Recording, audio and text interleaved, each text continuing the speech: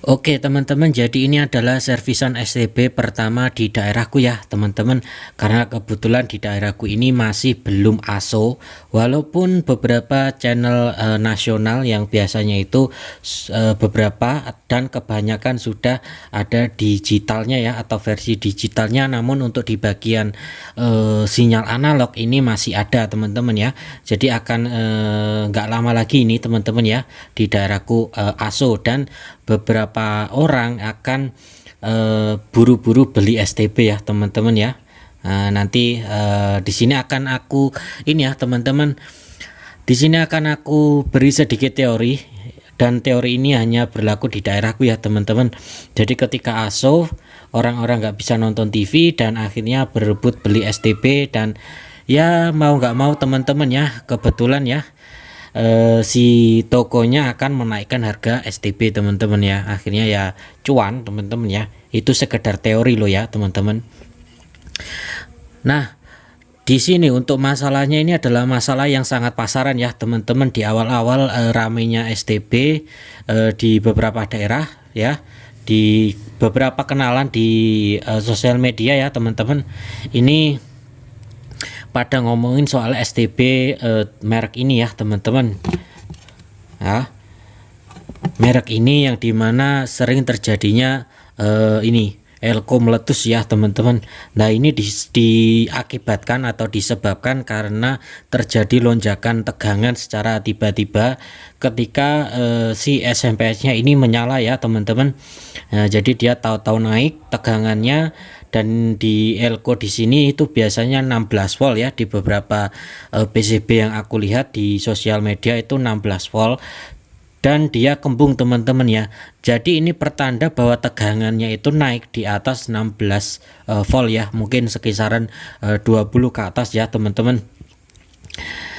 Dan ini sudah ini ya teman-teman, sudah aku ganti.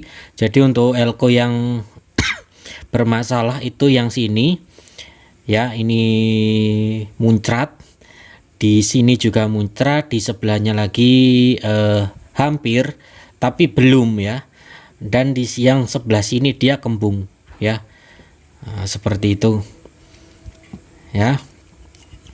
Dan setelah tak perbaiki seperti ini, dan aku cek poin tegangan-tegangannya ini ya, dari mulai di dioda ini, terus di ini di IC regulator di sini, di dua buck converter ini tegangannya semua normal ya teman-teman. Jadi di sini terukur 5 volt kurang karena memang terhubung dengan beban ya. Kalau nanti nggak ada beban, dia bisa outputnya bisa murni 5 volt teman-teman ya. Terus di sini dia terukur 1,7 kisaran ya. Karena beda alatku ukur biasanya beda ya teman-teman hasil ukurnya. Terus di sini dia 1,2, terus di sini 3,3 volt ya, atau 3 volt gitulah ya. Jadi 5 volt, 1,7, 1,2, 3,3 volt ya. Nah, ini hadir semua teman-teman ya. Dan ini setelah mengetahui semua tes poin tegangan ada, tapi di sini di displaynya ini mati teman-teman ya, tidak ada angka atau apapun yang tampil di bagian display 7 segmennya ini ya. Nah, ini tidak ada angka sama sekali. Terus coba aku tanya-tanya ke beberapa kenalan ya teman-teman, itu suruh megang si IC prosesor di tengahnya ini teman-teman. Jikalau dia anget normal ya, anget-anget gitu, dia berarti sebenarnya bekerja teman-teman ya, bekerja dengan normal. Namun kalau dia panasnya berlebihan, berarti dia sudah bermasalah. Nah ini efek dari naiknya tegangan secara tiba-tiba yang masuk ke sini ya mungkin. Nah terus di pemikiranku sendiri ya teman-teman, ini ada masalah di bagian EPROM-nya ini ya. Jadi harus di flash. Cuman kata beberapa temen juga ya, ini bukan soal EPROM ya, EPROM-nya ini normal. Jadi di saat itu juga aku langsung iseng aja colokin RCA-nya ini, output RCA-nya ini ke TV yang memang sudah ada STB di video kemarin ya. Dan itu setelah tak nyalakan ternyata bisa nyala teman-teman ya, muncul logo metrik dengan musik-musiknya itu ya. Nah, namun sekali lagi displaynya di sini dia tidak menunjukkan angka sama sekali teman-teman. Jadi aku berasumsi bagian displaynya ini mati teman-teman ya, karena tidak mampu menghandle tegangan input yang terlalu over ya. Nah, terus akhirnya dia mati. Terus di sini aku coba remote ya untuk di bagian volume, channel up, channel down ya. Pokoknya tombol-tombol di remote itu semuanya bekerja dengan baik teman-teman. Jadi fix hanya di bagian displaynya aja yang nggak nyala. Dan akhirnya di sini aku menggunakan cara ala kadarnya ya teman-teman. Jadi di sini untuk display 7 segmen ya teman-teman bisa lihat ya, dia sudah tidak ada. Ini aku ganti menggunakan 2 biji LED teman-teman ya. Terus di sini untuk IC 7 segmennya ini juga sudah tak lepas ya, seperti ini, dan beberapa resistor dan kapasitor di jalur-jalurnya ini juga sudah aku lepas teman-teman. Nah, guna dari LED ini mungkin nggak begitu terlihat. Nah, cuman di sini kan kelihatan ya, hijau dan merah. Untuk yang hijau ini akan mengindikasikan adanya tegangan 5 volt yang muncul pada output ini ya, output power supply-nya ini. Terus yang merah ini adalah indikator remote teman-teman. Jadi ketika kita remote, si lampu merahnya ini akan berkedip ya. Ketika nggak di remote ya dia mati teman-teman ya. Nah, sedangkan untuk yang hijau ini akan nyala teman-teman ya, akan nyala terus selagi si SMPS nya ini masih aktif ya, walaupun standby ya. Si SMPS nya ini akan tetap memunculkan tegangan 5 voltnya tadi ya teman-teman, walaupun daya yang dikonsumsi oleh prosesor ini sangat rendah ya teman-teman. Namun di sini untuk mengantisipasi terjadi masalah yang sama ke depannya ya, di sini aku modifikasi di bagian power supply-nya teman-teman ya. Jadi untuk rangkaian power supply-nya ini tak modifikasi sedemikian rupa ya teman-teman. Teman-teman bisa lihat di sini ada sebuah induktor ya. Awalnya nggak ada, malahan hanya ada elko ya. Sorry teman-teman, agak batuk ya teman-teman ya. Nah, ini induktor. Nah, ini ya. Di sini awalnya ada beberapa elko ya. Beberapa elko ya, dan ini untuk di bagian power supply-nya elko-nya hanya ada satu ya, teman-teman. Yang ukurannya ya ini, teman-teman ya. Nah, di belakang atau di bawahnya juga seperti ini. Ya. Nah, jadi buat teman-teman yang pengen ngerti aja,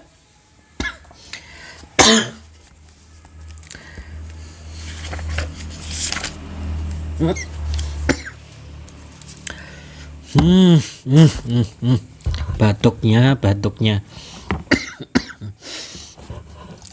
Nah, oke teman-teman, jadi rangkaian power supply-nya yang sekarang ini kurang lebih seperti ini ya teman-teman. Jadi di sini ada dioda yang 2 atau 4 ampere itu dioda Schottky.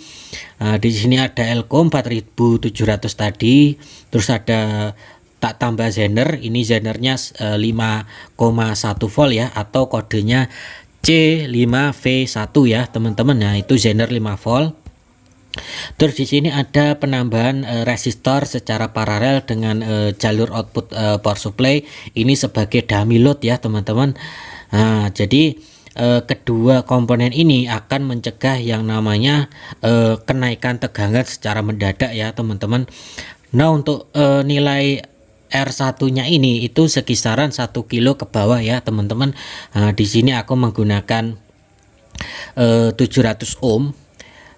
Yang aku dapati dari memparalel 2 buah resistor 2 kilo dan juga resistor 3 kilo ya teman-teman. Nah, itu ada 3 resistor dihubungkan secara paralel ya teman-teman.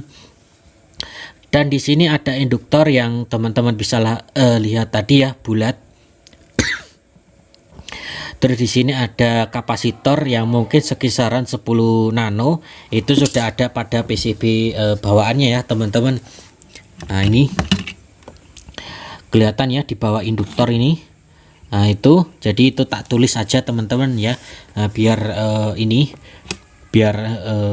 anu ya teman-teman. Dan untuk induktornya ini dia terpasang secara seri ya teman-teman. Jadi jalur PCB di bawah di bagian positif ini tak potong dan tak sambungkan menggunakan ini ya, menggunakan induktor. Nah ini berfungsi untuk sebagai anti noise saja teman-teman ya, anti noise hasil dari penyarahan frekuensi tinggi ya teman-teman ya. Nah ini zendernya, terus di sini resistor daminya ya teman-teman. Nah ini untuk jalur ke lampu yang hijau di sini ya. Nah ini tinggal teman-teman tambahkan resistor 2 kilo aja cukup teman-teman ya. Yang penting kelihatan nyala aja teman-teman ya. Nah seperti itu teman-teman ya. Dan untuk remote ya, untuk remote teman-teman bisa melakukan caranya seperti ini ya teman-teman. Nah ini ada LED kan ada 2 kaki ya teman-teman, kaki anoda dan katoda. Nah ini disambungkan secara seperti ini teman-teman ya, ke receiver infrared di sini ya. Nah ini kan posisinya dia nekuknya ke bawah ya teman-teman. Jadi ini kaki LED yang positif ini terhubung dengan positif 3 volt. Terus itu ditahan pakai resistor ya teman-teman. Ini aku pakai 300 ohm aja, 330 ohm ya. Nah, di balik LED-nya itu ya masuk ke LED melalui resistor tersebut dan terhubung dengan kaki anode si LED-nya ya teman-teman, dan kaki katoda dia kita hubungkan ke jalur sinyal ya teman-teman. Nah ini yang ada resistornya ini jalur sinyal ya, jalur masuk ke atau jalur output frekuensi yang diterima dari remote dan diarahkan ke PCB utama ya, PCB ini ke STB-nya, ke PCB STB-nya ini ya teman-teman. Nah seperti itu. Nah kalau langsung kita tambah sambungkan ke kaki yang tengah yang notabene ini adalah negatif, maka LED merah ini akan tetap nyala seperti lampu power ya teman-teman. Nah kalau kita hubungkan dengan kaki sinyal di bagian katodanya, dia akan berkedip teman-teman ketika kita sorot menggunakan remote ya teman-teman. Dan ini tinggal di plugin aja teman-teman ya.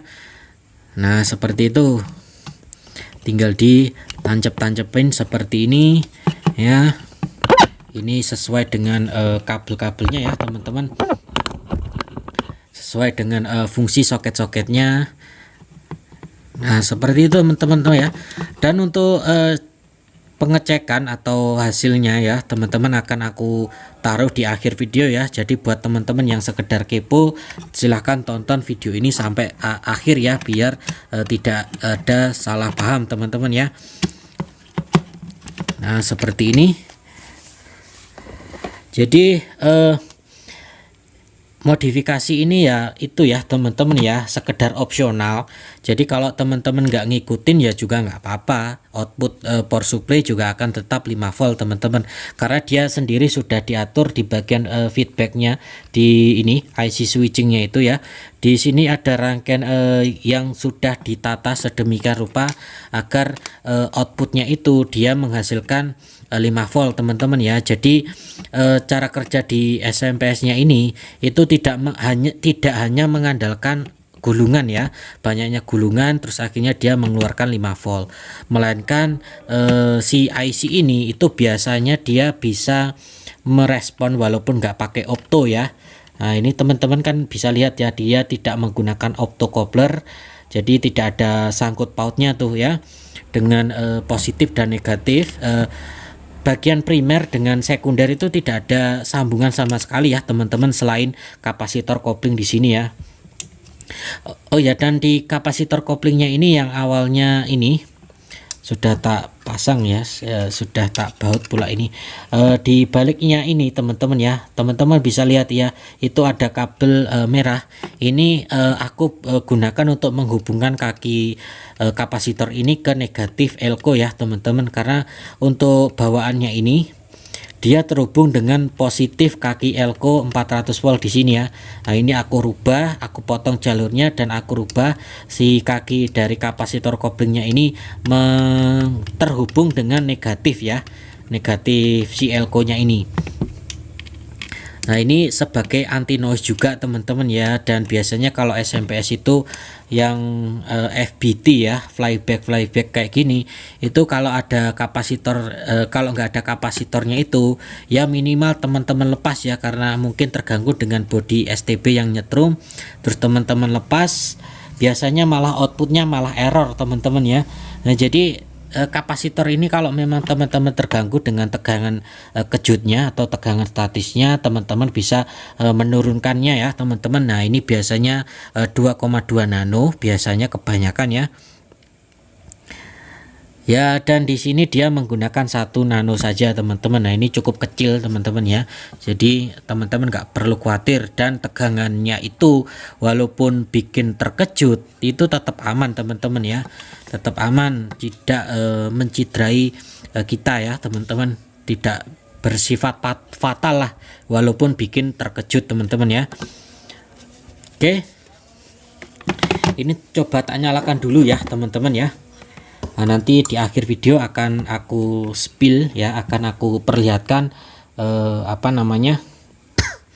akan aku perlihatkan nyalanya ketika dihubungkan dengan TV ya. Nah, ini teman-teman bisa lihat ya, ini lampunya tak bikin gelap, kelihatan ya lampu hijaunya, dan ini coba aku remote. Nah, seperti itu ya teman-teman. Nah, jadi kalau teman-teman pengen ngikutin ya kayak gitu teman-teman ya, dan tegangan semua tegangannya sudah normal seperti yang tak bilang di awal tadi ya. Jadi 5 volt, 1,7, 1,2 dan 3 volt semuanya ada. Dan di sini untuk suhu dari heatsink prosesornya ini anget teman-teman ya, anget ya. Nah, ini normal. Kalau dia overheat dan panasnya luar biasa, ini berarti dia mati teman-teman ya, atau konslet. Jadi ya mau nggak mau kalau teman-teman pengen beres ya diganti prosesornya, itu pun kalau teman-teman punya spare partnya itu. Jadi ya mau nggak mau teman-teman beli STB baru ya teman-teman. Cuman ya sekali lagi ya teman-teman ya, kalau bisa teman-teman jangan beli merek ini ya kalau bisa, karena memang masalahnya itu sangat terlalu pasaran ya, dan kebanyakan ya dialami oleh STB merek dan varian ini teman-teman ya gitu. Teman-teman bisa pakai Evinik itu cukup luar biasa itu teman-teman, udah berapa bulan ya itu nggak ada masalah sama sekali. Nah, sedangkan ini katanya baru beli udah kayak gini teman-teman ya. Nah, seperti itu teman-teman ya, dan mungkin segini aja untuk video kali ini. Kalau ada yang ingin teman-teman tanyakan silahkan tulis saja di kolom komentar ya, dan ketemu lagi di lain video. Oke ya teman-teman, ini TV sudah AV, si STB ini nyala, tinggal dipencet tombol power ya, karena ini tak posisikan standby.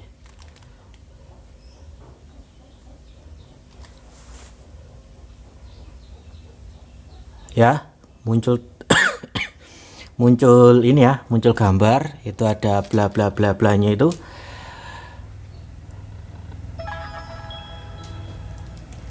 Ya, berhasil sampai sini teman-teman ya.